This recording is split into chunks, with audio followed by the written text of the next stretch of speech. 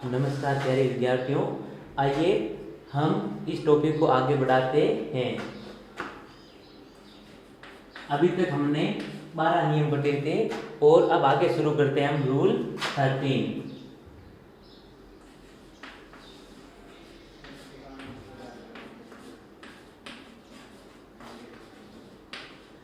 जो हमारा 13वां नियम है वो है, जो भी आपको सेंटेंस दिया गया है उस सेंटेंस का जो सब्जेक्ट है यानी कर्ता है, यदि वो कर्ता जो आपको कोष्टक में दी गई वर्ब है, जो आपको कोष्टक में जो क्रिया दी हुई होती है, वर्ब दी हुई होती है,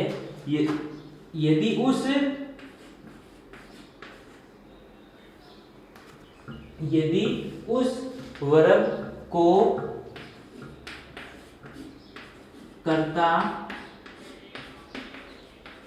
स्वयं नहीं कर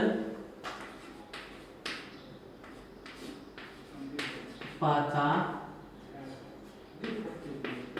है तो वापस समझिए, जो भी आपको सेंटेंस दिया गया उस सेंटेंस का जो सब्जेक्ट होता है, सब्जेक्ट अगर वो जो कर्ता है, वो कर्ता जो कोष्टक में दी गई वर्ब जो क्रिया दी गई है उस क्रिया को वह स्वयं नहीं कर सकता है तो वाक्य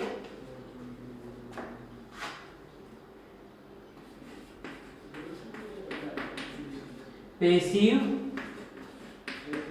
वॉइस का होता है।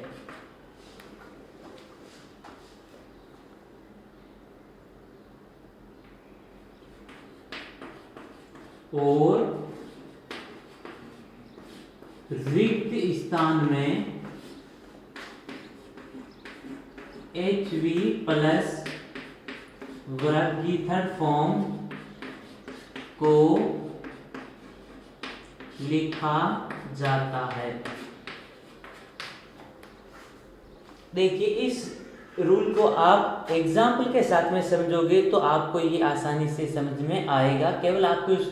केवल आप इस नियम को देखोगे और समझने की कोशिश करोगे तो समझ में नहीं आएगा, क्योंकि हमने लिखा है हो तो रिक्त स्थान में HV प्लस वर्ब की थर्ड फॉर्म को लिखा जाता है हेल्पिंग वर्ब। यानी हेल्पिंग वर्ब तो ये सारी हेल्पिंग वर्ब भी है, इजारम, वाजवर, हेज, हेव, तो इनमें से आपको लिखना क्या है। तो चलिए हम एक एग्जाम्पल लेते हैं और उस एग्जाम्पल के साथ साथ में हम इस पूरे नियम को समझने का प्रयास करते हैं।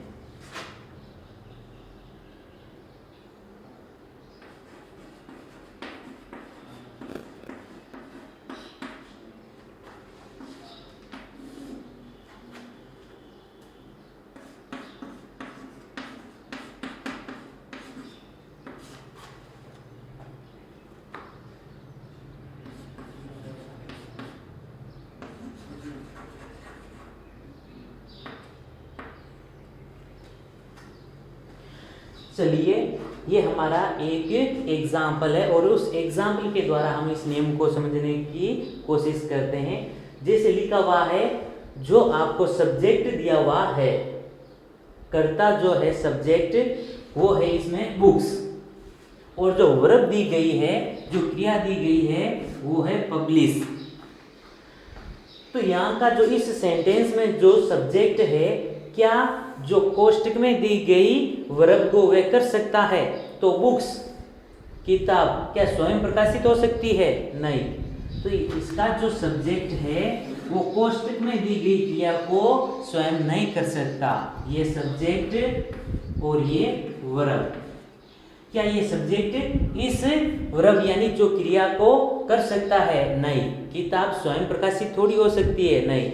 तो अगर ऐसा कोई सेंटेंस आपको मिले जिसका सब्जेक्ट कोष्टक में दी गई वर्ब को नहीं कर पाता है तो वह वाक्य जो सेंटेंस दिया गया वो पैसिव वॉइस का होता है। और आपको रिक्त स्थान में HV, तो इसके लिए आपको और थोड़ी सी ध्यान में एक सारणी रखनी होगी कि एक्टिव वॉइस, पैसिव वॉइस। हालांकि ये हमारा पहला चैप्टर है, ये थर्ड चैप्टर पढ़ेंगे हम एक्टिव वॉइस पैसिव वॉइस में, तो उस समय भी आप इसको वापस समझ सकते हो। तो आपको देखना है कि अभी इसमें कौन सा नियम लागू हो रहा है, आपको ये चीज छोड़नी है, केवल आपको देखना नियम कौन सा लागू हो रहा है। तो देखिए वाक्य के अंत में लास्ट ईयर एक हमने नियम लिखा था, यस्टरडे, वंस, एगो, लास्ट प्लस टाइम हो तो हम पास्ट सिंपल का प्रयोग करते हैं। तो देखिए हमारा नियम तो लागू हो रहा है यहाँ पर पास्ट सिंपल का, लेकिन शर्त क्या है, जो इसका सब्जेक्ट है वो वर्ब को स्वयं नहीं कर पाता। अगर जो इसका सब्जेक्ट वर्ब को स्वयं कर सकता तब हमारा ये नियम लागू होता और हम यहाँ पर पास्ट सिंपल की हेल्पिंग वर्ब को लिखते, लेकिन यहाँ पर जो सब्जेक्ट है वह वर्ब को नहीं कर पाता है, तो ये वाक्य जो है, ये सेंटेंस है वो पैसिव वॉइस का है। और जो इसमें टेंस है वो है पास्ट सिंपल। जैसे कि हमने 9th क्लास में भी जाना था कि पास्ट सिंपल अगर एक्टिव वॉइस में हो तो हम जब इसकी पैसिव वॉइस बनाते हैं तो ये पास्ट कंटिन्यूस में बदल जाता है। तो अभी तो यहाँ पर पास्ट सिंपल है, लेकिन जब हम इसकी पैसिव वॉइस बनाएंगे तब ये पास्ट कंटिन्यूस में बदल जाएगा। पास्ट कंटिन्यूस मतलब वाज वर, तो यहाँ पर बुक्स है, बहुवचन है, इसलिए यहाँ पर हम लिखेंगे वर। और हमने साथ में लिखा था हेल्पिंग वर्ब के बाद में, हालांकि वाज वर्ब के साथ में वर्ब की फर्स्ट फॉर्म के साथ आईएनजी का प्रयोग होता है, लेकिन एक्टिव वॉइस पैसिव वॉइस में हमेशा वर्ब की थर्ड फॉर्म का प्रयोग किया जाता है। इसलिए वर्ब के साथ में जो कोष्टक में वर्ब दी गई है उसकी थर्ड फॉर्म में चेंज करके लिखेंगे। तो ये हो गया वर्ब पब्लिश। एक और इसका एग्जाम्पल लेते हैं।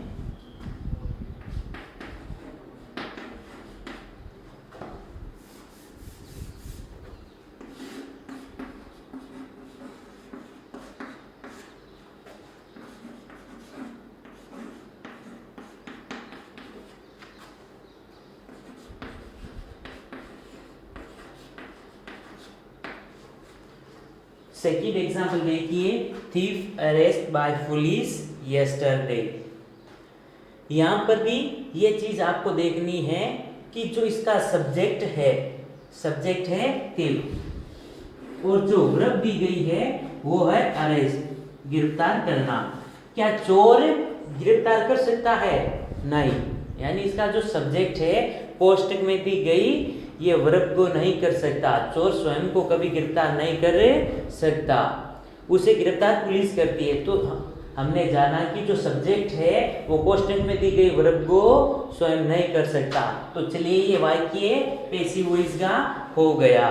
तो पहले तो आपको देखना है कि इसमें नियम कौन सा लागू हो रहा है, यानी कौन सा टेंस इसमें है। तो चलिए एक बार इसको हम भूल जाते हैं और टेंस का पता लगाते हैं। तो हम देखेंगे कि इस वाक्य में यस्टरडे आया हुआ है। यस्टरडे हो तो हम पास्ट सिंपल को लिखते हैं, लेकिन हमें इसकी बनानी है पैसिव वॉइस, क्योंकि ये वाक्य है पैसिव वॉइस का। तो चलिए अभी तो ये पास्ट सिंपल है, लेकिन जब हम इसको चेंज करेंगे तो ये पास्ट सिंपल से पास्ट कंटिन्यूस में चेंज हो जाएगा। पास्ट कंटिन्यूस मतलब वाज वर, ठीक, एक वचन होने के कारण हमने लिख दिया वाज, और जो वर्ब दी गई है इसकी लिखेंगे हम थर्ड फॉर्म। तो ये था हमारा 13वां नियम।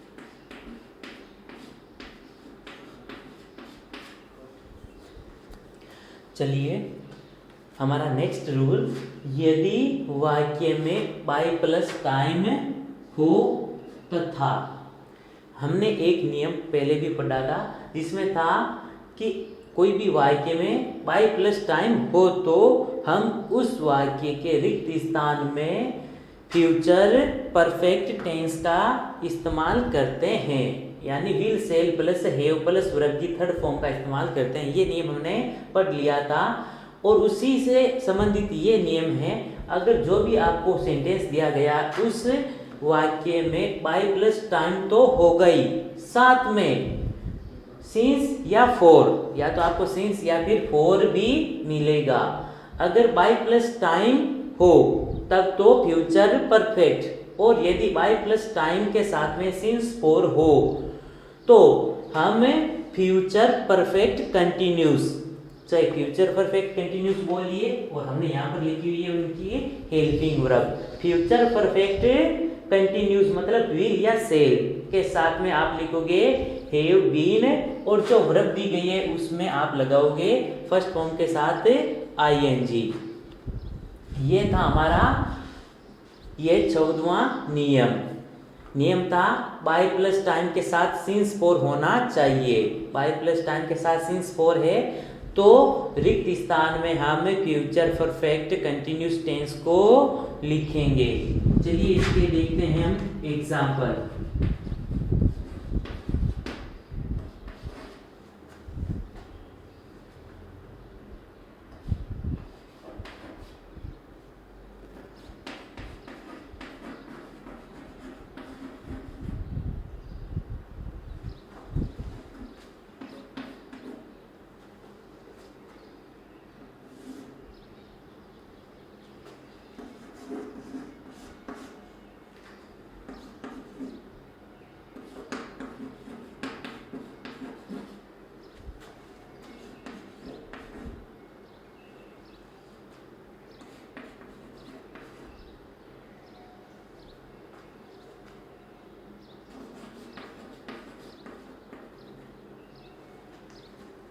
चलिए हमारा पहला example, by November I go to Jaipur for 2 days। देखिए वाक्य के आरंभ में बाय प्लस टाइम में दिया हुआ है, तो हमारा ये जो कंडीशन थी, ये जो हमारी शर्त थी, ये कंप्लीट हो गई कि वाक्य में बाय प्लस टाइम है। अब उसके साथ में भी क्या होना चाहिए, सिंस या फॉर। तो हम आगे देखेंगे, यानी इसी वाक्य में देखेंगे तो यहाँ पर भी लिखा हुआ है फॉर, यानी बाय प्लस टाइम भी है और उसके साथ में फॉर भी आया हुआ है। तो हम इसमें विल सेल के साथ हैव बीन के साथ जो वर्ब दी गई है उसमें आईएनजी को लिखेंगे, अर्थात हम फ्यूचर परफेक्ट कंटिन्यूस टेंस को यहाँ पर लिखेंगे। आई के साथ में हम लिखेंगे सेल, साथ में लिख देंगे हैव बीन, और जो वर्ब दी गई है उस वर्ब में आप लगाओगे आईएनजी। ये हो गया सेल हैव बीन गोइंग। चलिए नेक्स्ट, चलिए second example, Santosh read the Ramayana book for 2 weeks by end of this month. तो देखिए जो हमारा सेकंड एग्जाम्पल है, सबसे पहले हम देखते हैं कि इस सेंटेंस में बाय प्लस टाइम है या नहीं।